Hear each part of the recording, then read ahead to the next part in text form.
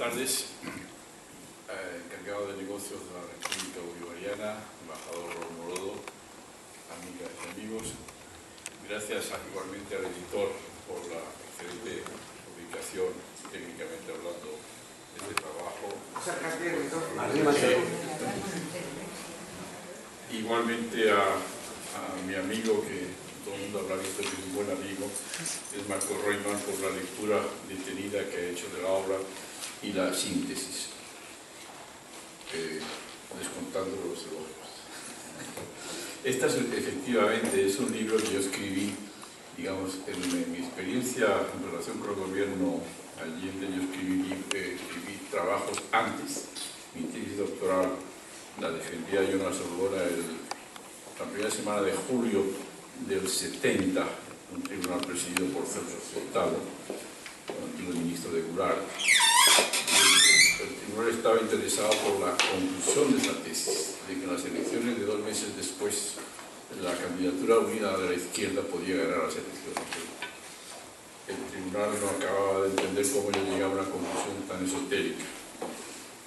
Una semana después yo estaba en Santiago, invitado por el candidato a unirme a su equipo personal. Iba por 2 meses de vacaciones.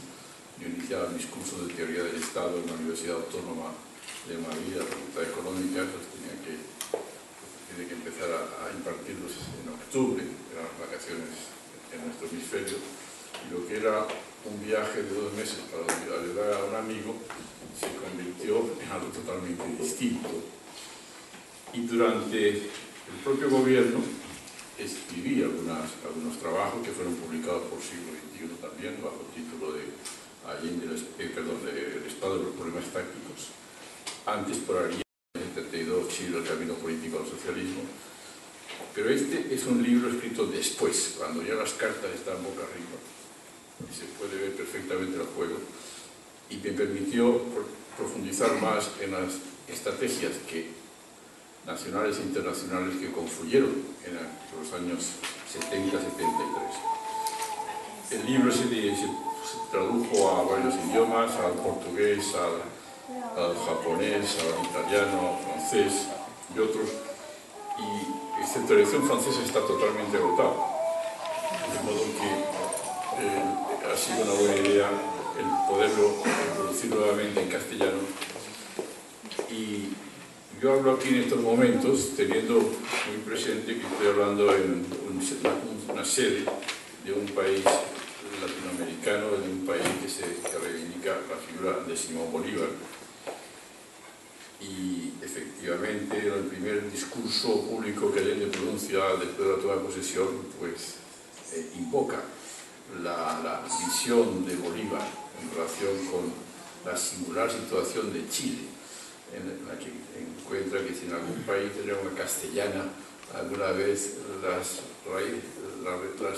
los valores republicanos tomarán arraigo, parece ser que ese país era Chile, así lo veía Bolívar. Y esa era nuestra sensación. En las elecciones de los 70, un gobierno que es elegido por un programa de transición al socialismo era algo insólito. Nunca había habido un proceso de esa envergadura, con esa claridad y con ese propósito. Normalmente los intentos son atajados antes, o bien un golpe, o bien asesinan al líder, o bien ocurre cualquier cosa. En el caso de Chile también hubo un intento de golpe de Estado inmediatamente después de la elección, que no prosperó, entre otras cosas como consecuencia de la densidad democrática del país y porque dentro de las Fuerzas Armadas había oficiales y alto mando que no estaban dispuestos a seguir las órdenes de golpe que procedían de Washington. En particular era el caso del jefe del ejército, que pagó con su vida su lealtad al régimen institucional, pero evitó que triunfara el golpe. El interés de sacar esta obra en estos momentos es el demostrar que lo que se vivió en Chile es quizás la experiencia más avanzada del desarrollo de un ciclo largo que podríamos iniciar en la gran crisis del sistema capitalista de los años 20, ante la cual hay dos grandes modelos de respuesta. Dentro del sistema capitalista, la Unión Soviética está fuera de ese mundo y por consiguiente no cabe en la comparación. Son el modelo de los fascismos, en sus variantes internas, no es lo mismo la respuesta en Alemania, en Italia o en España y Portugal, y el modelo, digamos, a partir de las iniciativas del New Deal de la administración rusa en todas sus manifestaciones, variadas y adaptadas a cada realidad nacional. En el caso de Chile, la adecuación de esos principios toma cuerpo en el año 1938, elecciones presidenciales que gana la candidatura del Frente Popular, que pone en marcha precisamente las bases de lo que va a ser la intervención del Estado en la regulación de la economía y a enfrentar algunos de los excesos del sistema capitalista. A diferencia de España y Francia, donde el Frente Popular fue efímero, en aquel país se desarrolló pacíficamente durante 10 años y en sus distintas vicisitudes. Y la experiencia del 70-73 es, digamos, la proyección última de esa concepción de la economía con intervención del Estado en un sistema democrático de pluralismo político, y que se plantea en un momento dado que el sistema capitalista en sí mismo ya llega a una etapa que requiere una transformación que para los demócratas cristianos en aquel momento lo llamaban una vía de desarrollo no capitalista, y en la izquierda la llamaban vía de transición al socialismo. Entre los dos hacían el 70% del electorado chileno, es decir, la inmensa mayoría de la sociedad estaba buscando otras maneras de concebir la organización social y económica. La técnica del golpe de Estado que se expone en este libro, visto 40 años después, es interesante volverla a considerar, puesto que están presentes hoy en día muchas de las manifestaciones que allí se dieron. Por ejemplo, la articulación entre medios de comunicación, en este caso por nombre y apellido, la empresa El Mercurio, su dueño Agustín Edwards. Primer elemento. Segundo, el trabajo de los servicios secretos preparando la desestabilización del sistema democrático. Tercero, la articulación con empresas de interés, con intereses capitalistas en el país. Ese es el golpe que promueve Agustín Edwards una semana después de las elecciones de los 70. Visita Washington, se reúne con Kissinger y pide una intervención militar para que no asuma el candidato que ha ganado la presidencia. La orden es dada de inmediato y la ITT y otras empresas proponen financiar esa intervención. Como acabo de decir, ese golpe del 70 fracasó porque el mando del ejército no se plegó al mismo. 3 años después, la desestabilización había llegado mucho más allá de lo que lo logró en las pocas semanas de septiembre y octubre del 70. De forma que los tres elementos están desarrollándose e integrándose de forma cada vez más intensa. Y si uno mira hacia la América Latina de los últimos años, observa que esas mismas directrices y variables están operando actualmente. El golpe en Venezuela del año 2002, si se contempla desde esta perspectiva, se entiende perfectamente. La única variante es que al presidente de Venezuela no lo matan en el momento mismo en que lo capturan. Es decir, el Estado no queda descabezado. ¿Y por qué no lo matan? Pues ya la respuesta en sí misma ya marca los grandes cambios que se han producido en el contexto internacional y en América Latina entre el 73 y el año 2002. Otra gran diferencia en el momento actual es que cuando en otro caso de golpe en desarrollo en Bolivia, en el año 2008, hay elementos realmente comunes a lo que estamos hablando en Chile, y la presidenta argentina llama a la presidenta de Chile y organiza en La Moneda, precisamente el 15 de septiembre del año 2008, una reunión de varios jefes de Estado de América Latina que dicen: no toleraremos un golpe de Estado en Bolivia. Estas son las grandes diferencias que hay hoy respecto del año 73, en que era inconcebible que un gobierno que estaba siendo asediado como el de Chile pudiera contar con el apoyo activo de cualquier país de América Latina.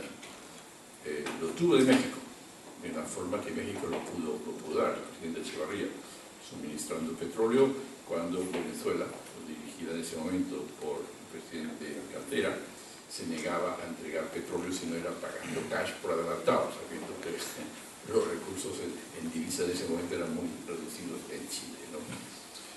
Castro en Cuba, pues indudablemente hubiera querido ayudar a Chile en ese momento, pero técnicamente era imposible.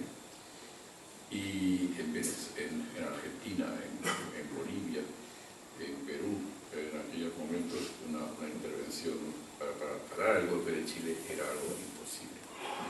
Inclusive la vocación de la latinoamericana de Allende era manifiesta. Cuando Venezuela estaba bajo el régimen de dictadura de Pedro Jiménez, había muchos refugiados en Santiago. Rómulo Betancourt, en particular, vivía en casa de Salvador Allende durante el exilio en Santiago. La ayuda de Salvador Allende a los asilados en Chile durante la dictadura de Odría en Perú era igualmente un hámster, era igualmente algo muy vivo en la memoria de aquella generación. Pero cuando el año 1971, en agosto, hay un golpe de Estado, un golpe militar que se está desarrollando contra el presidente democrático de Bolivia, el general Juan José Torres, elegido presidente, un general elegido presidente, no era un general golpista. Yo recuerdo que Allende seguía desde Santiago a través de las radios, no había relaciones diplomáticas entre Chile y Bolivia en aquel momento, con angustia lo que estaba pasando en La Paz, varios días de lucha. Con Torres había iniciado conversaciones para resolver el diferendo histórico de la salida al mar de Bolivia, del mismo modo que siguiendo el progreso que había tenido con Argentina, donde sentó las bases del arbitraje sobre el canal de Beagle, que resolvió el último diferendo importante entre los dos países. Pues bien, quería Allende ayudar a Juan José Torres y no podía hacerlo. De otra forma se le ocurrió hacer algo. Llamó a la dirección del MIT, que decía que tenía unos cuantos centenares de militantes con capacidad de manejar las armas, y les dijo: bueno, yo les voy a poner todos los medios para que ustedes vayan a La Paz e intenten ayudar a quienes están resistiendo a este golpe en desarrollo. El rechazo del MIR a ayudar al presidente de Bolivia fue para Allende un shock, ¿no? Que nunca olvidó, en el sentido de demostró la distancia entre la retórica y los hechos. Para situar el contexto, Allende 4 años antes era presidente del Senado y se jugó su futuro político yendo a la frontera con Bolivia a acoger a los sobrevivientes de la guerrilla del Che Guevara y acompañarlos en avión hasta territorio francés para que no fueran detenidos, concretamente en un vuelo directo desde Chile a Tahití. Esa era la situación en la cual tuvo lugar el programa de desestabilización más importante que Estados Unidos llevó a nunca en otro país hasta esa fecha, según las palabras de William Colby, que era el director de la CIA en ese momento. Esos programas siguen hoy operativamente activos, pero con medios muy superiores técnicamente hablando a los de entonces. De forma que quien analice esta experiencia del 70-73 encontrará en ella elementos positivos y elementos negativos. Positivos: que un sistema de la democracia, el sufragio universal, la organización de los trabajadores permite de una forma progresiva, con sus altos y sus bajos, que se plantee la transformación social y económica del país de una forma radical, genera contradicciones internas. La transición al socialismo no va a ser, esta es la constatación que yo hice en esos años, no es lineal, no es unívoca. De la misma forma que la transición al sistema capitalista a lo largo de varios siglos tuvo manifestaciones muy plurales en muchos estados. La vía al capitalismo de Francia es distinta de la renana, como es distinta de la inglesa y distinta de la norteamericana. Lo mismo pasará con la transición al socialismo en las generaciones próximas. Aquellos que pensaron durante décadas que había una vía caminar hacia el socialismo y una forma de socialismo estaban profundamente equivocados. Lo veíamos nosotros en la acción concreta, en las contradicciones internas que había dentro de la izquierda chilena.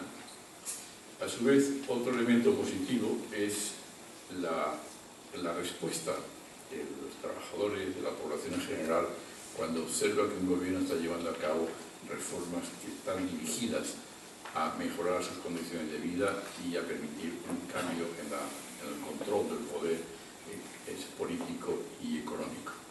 Siempre la respuesta que encontró el gobierno de la Unidad Popular en el pueblo chileno fue superior a las expectativas que los dirigentes tenían hasta el último momento. En tercer lugar, la propia fortaleza del sistema democrático permea el conjunto de la sociedad y también, por consiguiente, las Fuerzas Armadas. Pensar que una experiencia como esta de transición al socialismo en democracia, en que socialismo significa mayor libertad, pueda llevarse a cabo sin respaldo militar, es obviamente un sueño, ¿no? Un sueño irreal. Todo gobierno necesita respaldo militar. La diferencia está en que si se está desarrollando un sistema democrático y las transformaciones por medios democráticos, esa manifestación dentro del ejército de las Fuerzas Armadas es la compatible y la que corresponde con esa evolución histórica.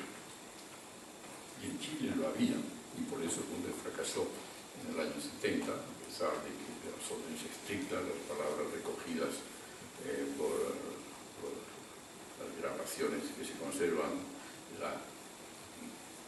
de la sala oval de la Casa Blanca, era Nixon diciendo hay que hacer gritar de dolor a la economía chilena en septiembre del 70 para forzar el golpe militar.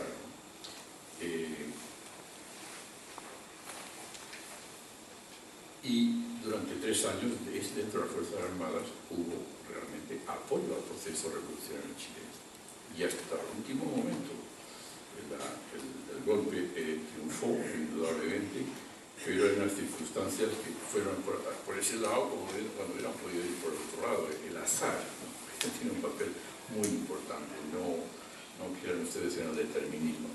El filósofo lo dice en el principio latino post hoc propter hoc. Esto que viene del pasado es posterior a esto, es a causa de esto, ¿no? Es posterior a eso, pero la causa no necesariamente esa, son otras las causas. En este caso no estaba predeterminada la forma y ni mucho menos el desenlace, fue el que fue. Y en este punto, hablando en España, tengo que indicar que la relación entre el golpe en Chile, en su modalidad, que tuvo lugar y el golpe en España en el 36, admite paradigmas interesantes, porque los golpistas en Chile estaban impulsados con las directrices que venían de Washington, financiadas desde Washington, concretamente la administración Nixon y Kissinger, republicana, con la crítica del Partido Demócrata. Hay que diferenciar siempre. La suerte de Chile se decidió en el año 38 a favor de la continuidad del Frente Popular, pienso yo, porque estaba la administración Roosevelt en Estados Unidos, para la cual una victoria del Frente Popular en España no significaba ningún tipo de incompatibilidad con su diseño política interna e internacional. Para la República Española fue fatal que en los años 33 y siguientes ganaran los nazis en Alemania o que estuvieran los fascistas en Italia.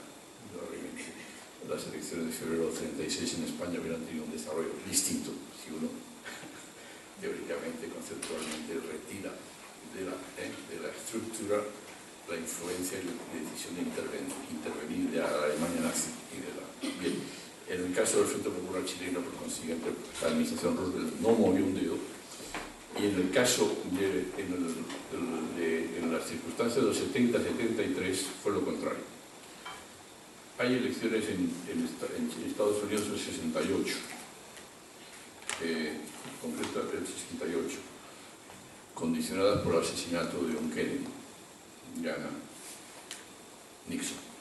Hay elecciones en el año 72 con la candidatura de McGovern. Yo conocí a McGovern y pude hablar con él después. Si McGovern no hubiera ganado las elecciones en el 72, lo que pudo pasar no se sabe nunca, pero personalmente sí que sé que McGovern nunca estuvo de acuerdo con la política que quien le derrotó en las elecciones estaba aplicando en Chile.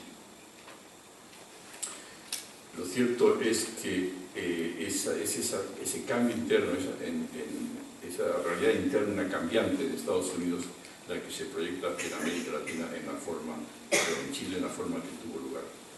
Pero dentro de Chile el modelo del golpe de Franco está presente. Inclusive se escuchaba por la radio, 3 y 4 meses antes, programas, secuencias de días explicando cómo se montó el golpe en España. Leía al bando de la general Mola, etcétera, todo eso por las radios chilenas 3 y 4 meses antes del golpe. Estaban explicando a los oyentes cómo se monta una situación de insurrección militar y de deslegitimación del gobierno democrático. De la misma forma que la transición al sistema posterior de la dictadura en Chile a partir de 1990 sigue en gran medida el modelo español. En particular en un punto tan clave como es el de la jefatura de las Fuerzas Armadas. En Chile, desde que nace la República, la primera Constitución, 1828,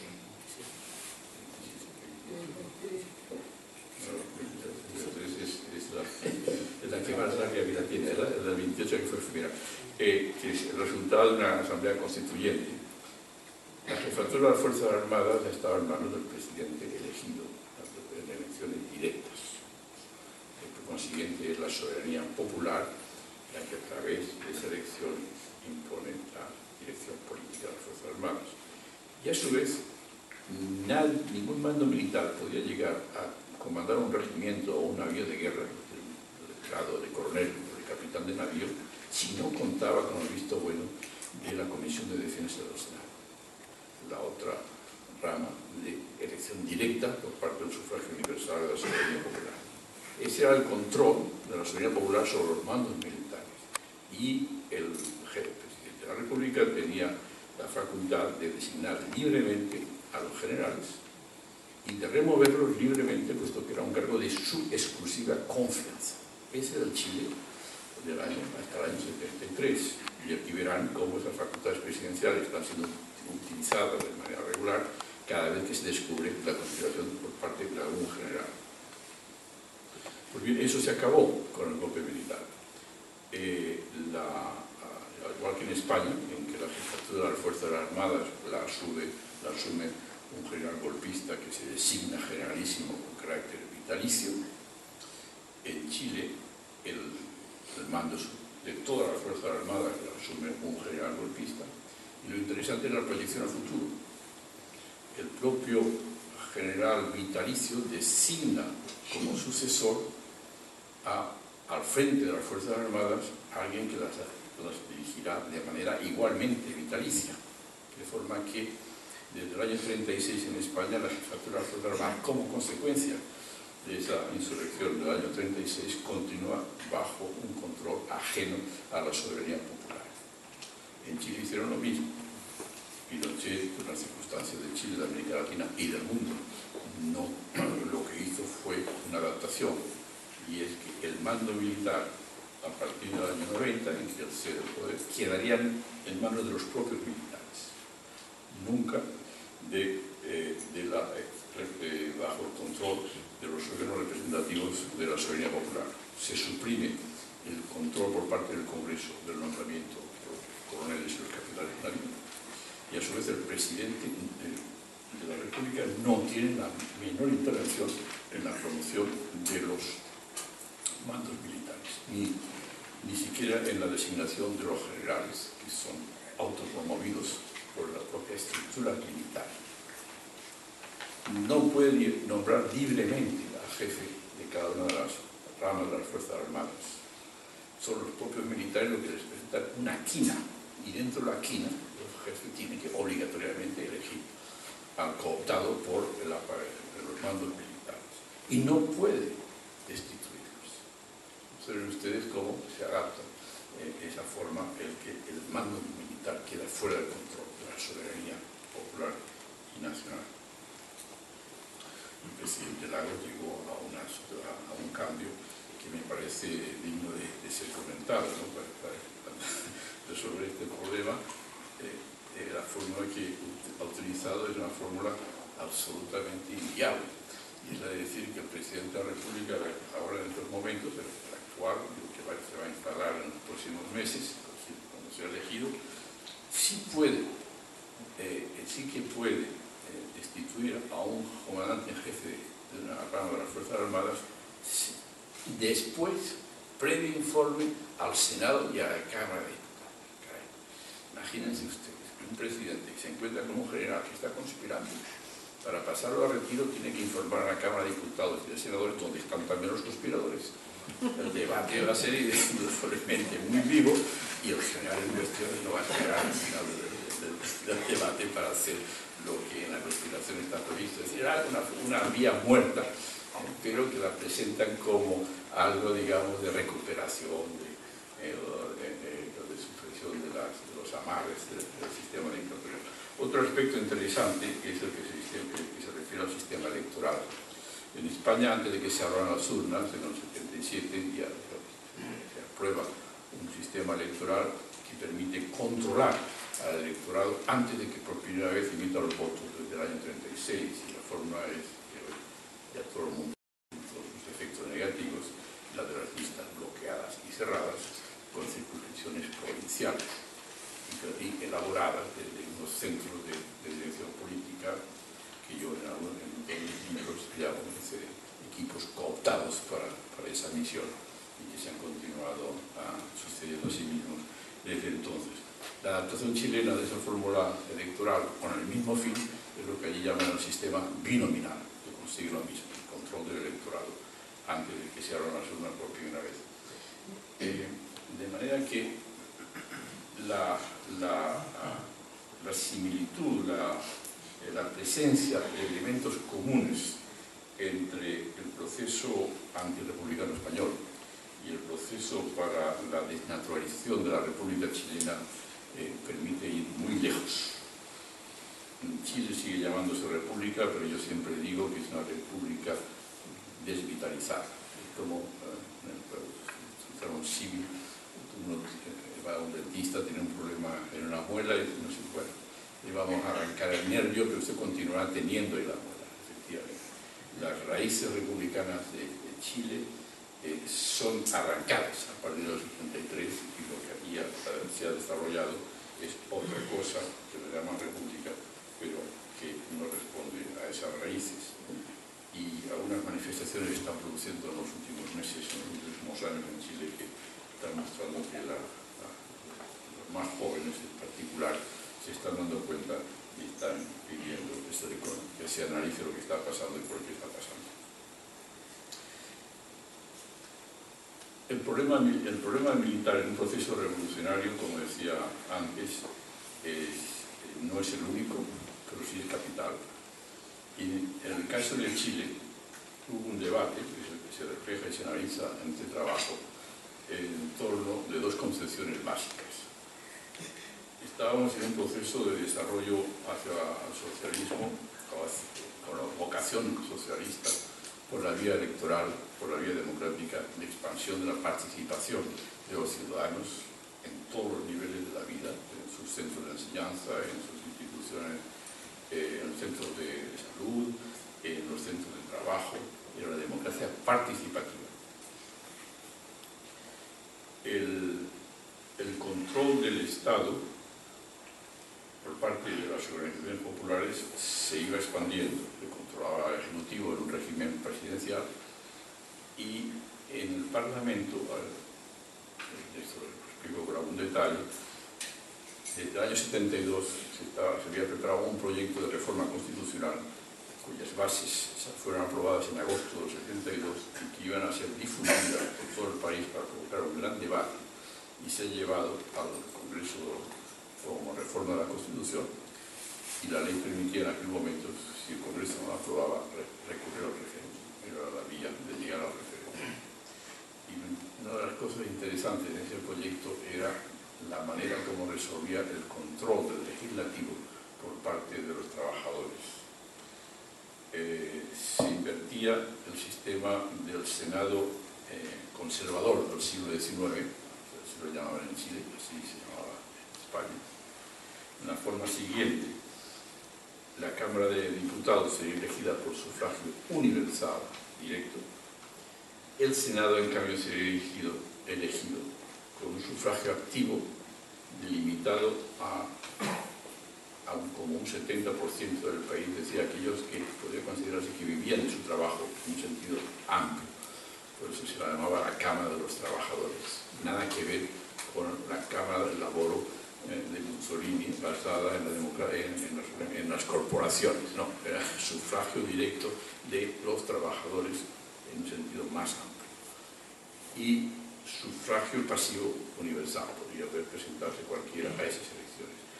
La iniciativa legislativa encontrándose en el Senado, lo que permitía, y lo interesante es que ese proyecto fue consultado y aprobado no solamente por los partidos, no solamente por la Central Única de Trabajadores, sino también por el propio alto-mando militar, que fue consultado y me pareció que era perfectamente asumible en la perspectiva en que se estaba desarrollando el proceso. Y de esta manera lo que se iba a proponer al país era que ese control del Estado progresivo por parte de los trabajadores se manifestara no solamente en el Ejecutivo, sino también en el Legislativo. Frente a eso, había otra lógica que estaba chocando con la primera, dentro de la propia izquierda y dentro del propio gobierno. Yo la llamo la contraposición entre la vía institucional y la vía insurreccional. Estamos en los años 70, en los años 60 ha habido movimientos de guerrillas y de lucha armada en muchos países de América Latina, en uno de ellos tuvo éxito en Cuba, y había también en Chile, pues, quienes estimaban que había que seguir, adaptar en Chile esa acción de carácter insurreccional. Realmente la lucha de guerrillas es una de las manifestaciones de una insurrección para tomar el poder por medio de una insurrección. En el gobierno y particularmente Allende, esa segunda vía era radicalmente excluida. Allende era amigo personal de Che Guevara. Che Guevara, después de muchas horas de conversación amistosa, le había dedicado una foto que decía el Che al Chicho, o el nombre, o a Salvador Allende, que por otros medios busca los mismos fines. Che entendía que en Chile no podía seguirse el mismo camino que le estaba preconizando en otros países. Y Allende apoyaba la lucha armada donde no había posibilidad de lucha democrática. Este es un punto interesante hablando aquí en un centro venezolano. La generación de Allende se hace en los años 30, está marcada por la lucha contra el fascismo. Es una generación que se articula en América Latina, en varios países, en movimientos como el APRA, de Aya de la Torre, en Perú, o como en el caso de Venezuela,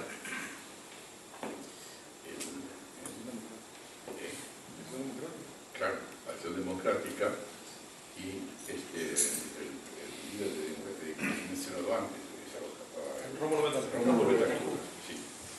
Eran muy amigos a estos tres, y lo fueron durante décadas. Pero voy a contar una anécdota en relación con Rómulo Betancourt. Y el momento en el cual se discrepa y se distancian los tres es la Revolución Cubana. Allende me contaba la última vez que fue a ver a Rómulo Betancourt. Regresaba de Cuba y le había pedido una entrevista a Rómulo, que era presidente de Venezuela. Y se la dio, obviamente, muy amigo. Entró en su despacho y se encontró con Rómulo Betancourt y el sombrero encima de la mesa. Entonces, oye, Rómulo, si tienes que irte a otra parte, pues saludo y nos vamos. Y claro, Rómulo se dio cuenta inmediatamente de que había entendido el mensaje, de que la reunión tendría que ser breve. Pero no, fíjate, duró 4 horas. El sombrero quedó desplazado. Y la última conversación entre Allende y Rómulo Betancourt. ¿Cuál era el problema en Cuba? Que Venezuela no debía sumarse al aislamiento de Cuba. Y ese fue el punto de referencia. Y lo mismo ocurrió en la última vez que compartieron un discurso Aya de la Torre y Allende en Perú, en que tomó la palabra Aya de la Torre y lanzó una crítica anticarcista. Tomó la palabra Allende y defendió justamente que no había que aislar a Cuba del resto de América Latina. De forma que muestra esto como en los análisis que hacía un sector de la... Y otro ejemplo, al revés, un acto de masas en La Habana, en la que están invitados dirigentes de Chile, entre ellos del partido, sube a la tribuna un senador chileno que se llama Bolo de Paitolo, toma la palabra en el mitin, le responde un cubano y critica duramente la intervención del senador chileno comunista Paitolo, que no fue suficientemente, digamos, amistoso con lo que estaba pasando o viendo en Cuba. Y Allende toma después el senador, el presidente del Senado en ese momento, es una reunión de la OLA, Asociación Latinoamericana de Solidaridad, que presidía, por cierto, un chileno, el socialista Clodomiro Almeida. Y Allende toma la palabra y dice, no, yo evidentemente que soy amigo de Cuba y de la Revolución Cubana, pero como chileno no puedo tolerar que se trate a otro chileno de la forma que han tratado ustedes al senador Bolo de Paitolo. Muestra esto, por consiguiente, que hay un diálogo entre los procesos revolucionarios chilenos y dirigentes importantes de la izquierda chilena, que es de solidaridad, pero dentro de la solidaridad nada de seguidismo y obsecuencia. Es una solidaridad que cada cual dirige en su casa de acuerdo con sus criterios y respetándose mutuamente, pero no metiéndose en los asuntos de una forma como otros como lo ven en su respectivo país. Y ese es el acuerdo que hay entre Allende y Castro. En ningún momento Castro interfirió en la política interna de Chile. Al contrario, en el viaje que hizo en diciembre del 71 a Chile, que lo recorrió de norte a sur por varias semanas, todos sus mensajes eran de que tenían que apoyar la línea política de Salvador Allende. Sin embargo, dentro de la izquierda pues estaba el otro sector que entendía que no, que lo que había que hacer, voy a contar una anécdota, Allende elegido presidente, que era senador, hay una elección complementaria para cubrir esa vacante. La circunscripción de Aysén, Chiloé, Aysén y Magallanes, en el extremo sur. Las elecciones son en enero-febrero del 71. Adonis Sepúlveda del Partido Socialista es el candidato y gana esas elecciones. Yo me acerco a saludarle, enhorabuena, ha sido usted elegido senador, era vicesecretario general del Partido Socialista. Y me dice, no, si no me felicite usted, si yo lo que yo realmente quiero es clavar las puertas del Senado y acabar con esa casa. Hay que estupefacto. Si uno piensa que lo que hay que conseguir es cerrar el Senado, qué incoherencia, porque se presentará a senador para ser elegido senador. Es un ejemplo de cómo las contradicciones estaban muy vivas dentro de la izquierda. El caso es que unas con otras se fueron neutralizando y la crítica principal que yo hago a este proceso, una de las principales, es la ausencia de política de defensa. En cierto modo, el golpe pudo darse en la forma que se dio, porque no hubo una política de defensa que yo llamo antiinsurreccional. Es decir, haber previsto que yo no soy determinista, pero muy probablemente las fuerzas fuerzas que estaban siendo derrotadas por vías democráticas iban a intentar recuperar el gobierno por la vía democrática, y si esa no resultaba, pues por la vía insurreccional. Bueno, la lectura de la historia sirve para algo, y efectivamente lo intentaron por la vía democrática, pero llegaron a la convicción después de las elecciones de marzo del 73, como aquí en España después de las de febrero del 36, de que si continuaba habiendo elecciones, cada vez más la izquierda iba a ser más poderosa, y en las siguientes elecciones iban a tener menos posibilidades de recuperar el poder. Y una vez más el paralelismo con España. En esas elecciones del marzo del 73 parlamentarias, la derecha lo que buscaba era conseguir los 2/3 del Senado y promover lo que se llamaba la acusación constitucional, una especie de impeachment, para destituir mediante esa acusación al jefe del Estado. No lo lograron, y yo conversaba con algunos amigos, hermano de Jesucristo, en alguna nota que publicó Mercurio después de los papeles que me requisaron, aparece, ¿no? Lo dice inclusive el embajador de Estados Unidos en un libro que se llama El titular y eso, Salvador Allende, Davis recoge esa nota que la publicó en Mercurio, de que cabe esperar que en unos 5 o 6 meses más, quienes no han logrado por la vía electoral derrocar al gobierno, puedan recurrir a una insurrección, a una insurrección armada, ¿no? Yo tenía muy presente lo que pasó en España, en el tiempo que transcurre entre febrero y julio del 36, entre marzo y julio, agosto. El golpe no triunfa en septiembre, pero ya lo intentan en junio, es decir, la misma secuencia temporal se produce. De manera que la insurrección, como recurso para atajar, decapitar y estrangular, desestabilizar un proceso de desarrollo a una transformación en favor de una democracia económica y que respete a la democracia política, no solamente la respete, sino que la haga más efectiva, era algo perfectamente previsible. Y no hubo manera de que en la dirección política de la izquierda entendieran que había que innovar en la política de defensa y preparar la defensa anti-insurreccional, que no era otra cosa sino entender que el Estado necesita defenderse. Y la lógica legal de la política anti-insurreccional está elaborada hace muchas décadas, ¿no? Cuando la República está en peligro, de la Revolución Francesa, para poner una fecha determinada, ¿no? Y que está presente en todo el movimiento revolucionario latinoamericano, desde Bolívar hasta hoy, ¿no? Esa república, la república está en peligro, hay que tomar medidas para defender la república, ¿no?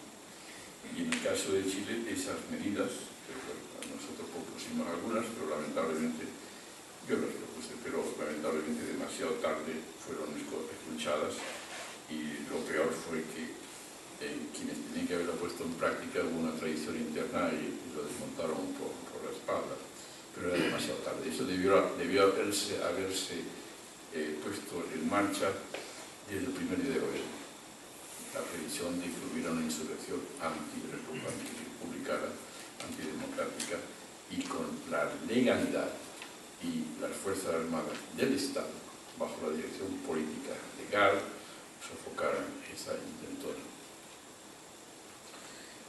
La otra reflexión que me gustaría sintetizar y que tiene igualmente mucha proyección actualmente es el recurso cuando hay una situación de conflicto interno grave, como en Chile se fue desarrollando a partir de los 70 por razones internas y sobre todo por la intervención extranjera, es la necesidad de recurrir a la expresión de la voluntad popular, al sufragio, al referéndum, si es preciso y si es posible.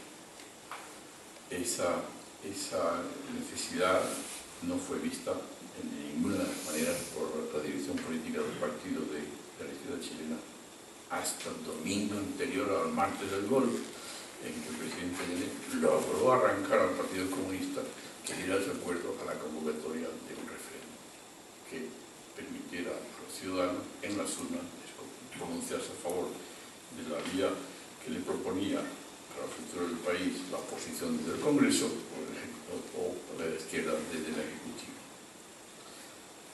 Afortunadamente en la América Latina de hoy esa vía está abierta desde hace muchos años y el recurso al referéndum y a las elecciones para resolver los problemas de antagonismos políticos agudos que están practicando es otra de las enseñanzas que yo creo que quienes han reflexionado sobre este proceso han podido sacar ventajosamente. Y lo mismo lo que se refiere a la dimensión militar.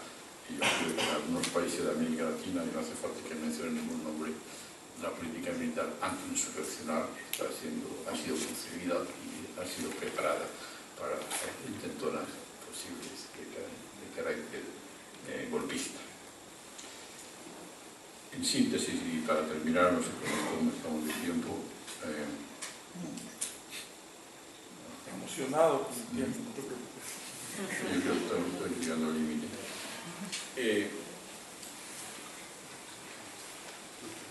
En América Latina, en los últimos años, se están desarrollando nuevas perspectivas innovadoras desde el punto de vista interno y también internacional. Una de las proyecciones de la experiencia del golpe en Chile es la articulación entre servicios de información, medios de comunicación e intereses capitalistas que se encuentran amenazados por el proceso revolucionario. 40 años después, como decía antes, los medios técnicos de que se disponen son muy superiores a los que había entonces.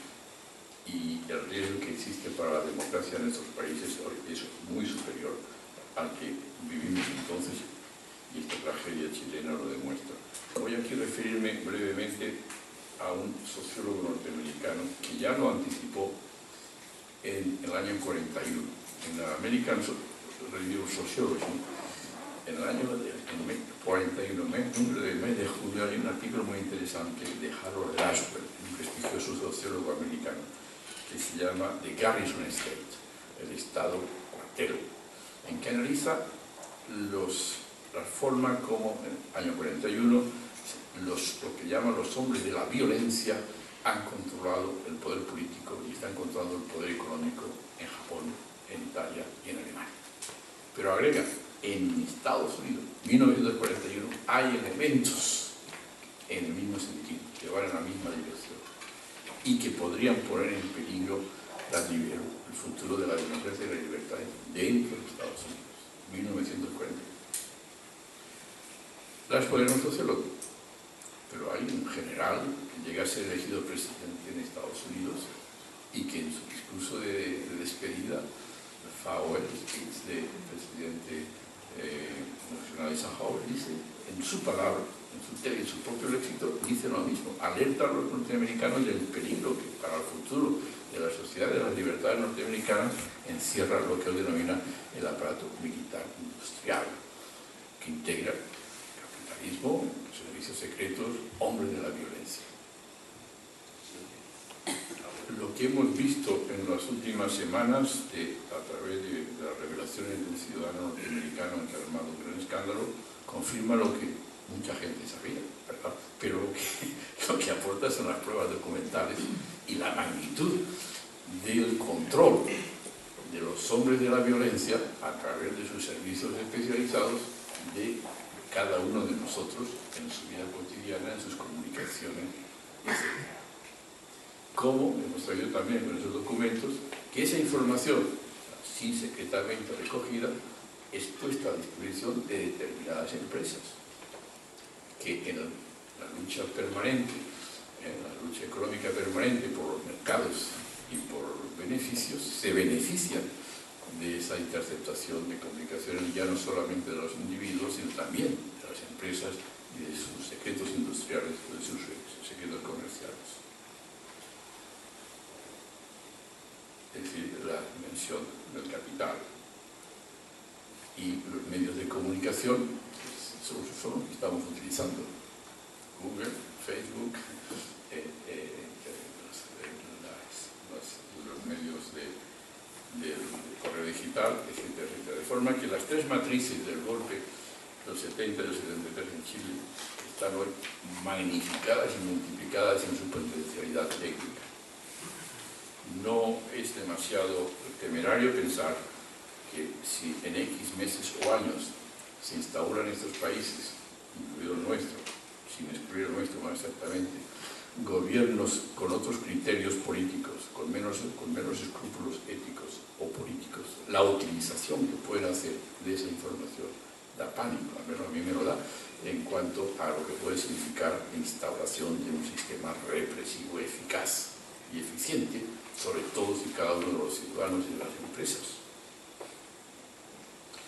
En ese sentido, digamos, lo que 40 años después, esta reflexión sobre los años 70-73 muestra es la necesidad de encontrar mecanismos nuevos para atajar esa dinámica que encierra